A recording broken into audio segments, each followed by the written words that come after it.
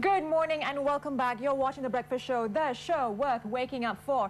And today we're going to be talking about sports medicine. Now, if you think that, having a muscle sprain or a bone dislocation that you encounter when you're doing certain sporting activities, you think about, is sports medicine just for professional athletes? What do you think? Not. Absolutely not. I mean, I know so many people, we don't have to look very far. One of our co-hosts, Nazuruddin, he has, I don't know, busted his knee so many times through futsal. Is he a professional player? No. Although I'm sure when he's out on the field, he brangan lah, he really thinks he is, so which is why the knee has happened several times. But yeah, I do not believe that it is especially for athletes only. Anyone who plays sports, has an interest, goes out running, lifts things even. I know my left hand lately has been giving me a problem just for the sheer fact of carrying my son, who is growing very, very fast, and I still think he's about 3 kilos, which he's not anymore. So, it happens, and this is why we need people who are with us on the set today. That's right. Now, we have with us this morning Dr. Loh Zichong, foot and ankle specialist from the KL Sports Medicine Center, as well as Dr. Ranjit Singh, who is an orthopedic hand surgeon. Good morning. Good morning, gentlemen. So you're both orthopedic surgeons, but you specialize in the hands and you specialize in the feet. That's right. All right, wonderful. Now, what are some of the most common injuries you find in both hands and feet from people who are not professional athletes? I think we see a variety of problems, and we see them in different levels. Like you were talking just now, not just the professional athletes. We see anybody who takes sports as a recreation, or even somebody who decided, look, I want to lose some weight, I'm going to go to the gym, let me do some weights, let me do some running. And when they don't understand the problems, or they don't understand their body, they tend to have injuries. And when they injure themselves, then they get worried. That's when they come and see us. But a lot of these problems can actually be prevented, providing you know what you're getting yourself into, how much of load for example, if you're going to lift something, how you're going to do it. Like lifting your child? Yeah. With one hand. And twisting your back at the same time. Very bad, I know. What about for yourself, doctor? I think the most common thing for me will be an ankle sprain. I think in all my sessions in clinic, every day I will at least have a few patients coming with an ankle sprain. But the problem is that an ankle sprain, I mean, some can be very mild. Some of it, the patients may actually realize that within a few days they can actually, they feel better, that's fine. But an ankle, I've actually had patients coming in for what they thought was an ankle sprain. It turns out they may have actually done something worse. They may have actually injured or ruptured their Achilles tendon. They may have even damaged their cartilage. And worse, I even had one that actually had a fractured calcaneum, the heel bone. So if you have an ankle injury which bothers you continuously for more than it normally would, then I think it's time for you to seek medical treatment. Now, with regards to sports medicine, it seems a pretty relatively new concept to Malaysians. So what's the perception among Malaysians when it comes to this genre of medicine? I think sports medicine has been there for a long time. But you're right, in Malaysia, the awareness of it is not there. And there are a few centers, and KLSMC is one of these centers where it's sort of a one-stop center where we have physiotherapists right down to specialists to nurses. So if you injure yourself, and if you come and go to a sports center like this, not only will you be diagnosed and treated properly, then you will be given advice on how you should be training and how you're going to prevent this from occurring in the first place.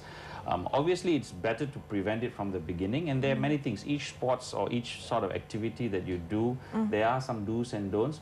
But generally, I think many people forget to warm up before they do a particular sport. Everybody think they are 20 years old, they forget they're 40 or 50, it's still a good age, but your body doesn't work the same anymore. It is not so resilient, so you need to warm up a little bit. So that's a extremely important thing. Know what sport, if you know what sport you're going to get into, what activity you're going to do some warm up, learn about the equipment that you're going to use. Don't overdo it. I think many of them sort of overdo it, and that's when they get into trouble. Treating it is definitely going to cost you more, and it's going to take you a lot of time before you go back to sports. So try to prevent it if possible, and that's where sports medicine come in. You know, it's not just treating it, but it's also about educating patients, educating people, hopefully not patients, but people to prevent this from the first place. Interesting, Doctor, because you're saying about warming up before doing any particular sports. I also find that actually cooling down after is equally as important. Would you say so? Absolutely correct. You're right. So it's not just the warm-up parts. Yeah, you're right. After you finish the game or whatever activity that you're doing in your exercise program, it's important to what we call cool down. And especially if an area of your hand or your elbow is prone or you've had injury before, you want to ice it down. So that's part of what you're saying, you're cooling it down. So icing it actually helps to prevent it from swelling up or giving you pain and discomfort later. So ice it immediately after the game, just ice that area, especially that area that is prone to give you injuries. Right. So that's an important concept to understand. And stretching as well to elongate the muscles, would you say? Sure. So warming up, one of the things that you do in the warm-up is to practice the certain motions that you're going to go through. Stretching is really important, stretching those ligaments, those muscles, warm them up. The idea is the more you warm up those muscles and those ligaments, the more stretchability there is, the less likely they'll get into a problem than a non-warmed up muscle or a joint or a ligament. What do you usually notice of the demographics of the kind of patients you get? Any particular background that you notice is dominant, or is it fairly general? I think we get patients from all ages, all races for that matter, and even all income groups also. Although yes, those who want to recover faster, they will definitely come and see us. In fact, taking up on this thing about the ankle, about In fact, you're prevention. saying, Dr. Loh, just witnessing what we're actually looking at the footage at the moment is something about ankle. So this is a foot injury, common pretty much with people practicing sports? Certainly, yes, very common. They look very swollen just now. It actually, So I mean, in a case like that, I mean, what is the best thing to do? Still ice? Oh, well, ice is one thing, but as I said, taking up from what Ranjit said just now about prevention, you see, especially for ankle sprains, a person who has had an ankle sprain like that, at some point will still need to undergo some physiotherapy and rehabilitation. And the sole reason I find is that it benefits a lot in a way that it prevents them from a future injury.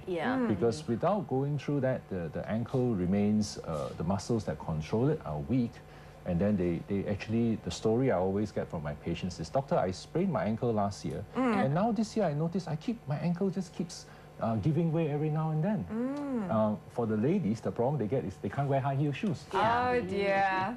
So the physiotherapy part we do find is very important. It helps to prevent future injuries, and of course generally improves your function. Now, there's generally, from what I understand, there's two types of injuries. One are the impacted injuries, where you know for sure when and how you did it. For example, you fell down the stairs, you stood up, and suddenly your ankle hurts. Okay, we know that was an impact injury. And there's also the overuse injuries. For example, wearing high heels 20 times a day, you know, 12 months of the year. How do you treat is there a different way of treating these two types of injuries, or is it the same? It's different because they're both different sort of pathology, they're different etiology, they're different mechanisms. So the overuse is the one that we commonly would see, and they're more difficult to treat because it's not one particular trauma, it's over a period of time. For example, tennis elbow. If you continuously play that game without warming up, without stretching, without strengthening this group of muscles that are important, if you don't have a strong strong backhand, then you have a lot of problems with the elbow. So to treat them is different, whereas an impact injury or acute trauma is easy. There's a fracture, there's something you've torn, just fix it, rehabilitate, they go back. But a repetitive injury continues to happen, so you have to educate. You educate the person who is doing it. You have to then strengthen those muscles. You have to be careful with the type of racket or the equipment that you use, for example. So there's a whole lot of things. It's actually a little bit more difficult. Yeah, which is why I notice even for me, my wrist, it's something that keeps coming back. I see, you feel it. Now, doctor, when it comes to muscle sprains or even shin splints, a lot of times people would say, I'll just let it go for a few weeks, and see how it goes. It'll be fine. It'll heal by itself. Yeah, I'll be fine. Yes. So what do you say to that? Because sometimes it does work. Well, like I said just now, if you have if you are quite strong to begin with, a patient, I noticed that patients with ankle sprains, they tend to recover faster. I mean, if they have strong right at the beginning, I think sometimes the ones that have more problems with those weekend athletes, we call them, you know, and they just, you know, happen to injure their ankle, or even like the case of a shin splints, they may have just tried a new pair of shoes and then found that it's not right. So sometimes I think the advice is this: if you have symptoms that persist for more than a couple of weeks, I think it's time to get it checked out. Okay. But shin splints is also a very common overuse Yes, injury. it is. It's when the calf muscle becomes too tight and starts to pull on the Well, tendons. partly is due to that, but also partly is also the shoes that you use and the activities that you do. A lot of it is due to what we call pronation of the foot, where the foot turns in. So, for example, if they run around, Oh dear. That looks very painful. Oh dear. Ow, ow, ow, ow, poor guy. So that one would take how long a time to heal? well, I can't say for sure. We have to bring him in and, you know, do some tests on him, and then only we have an idea. Right. Yeah. Now, doctor, there's a certain advanced treatment now for bunions, which happens to be a very common thing among women, especially, you know, women who wear heels. So tell us about this very briefly, this advancement. Well, currently now the techniques have improved. We have new ways of reshaping the bone. So if you have a bunion, we can actually do it in such a way that the pain, the post-op pain that used to plague a lot of patients is a lot less, and the mobility is better. A lot of our patients nowadays, the next day after a surgery, they can start walking. Although I would say you need to be using a certain type of special shoe to wear. But generally, because of the improvements in these techniques, the acceptance and the willingness to go through this surgery is a lot more.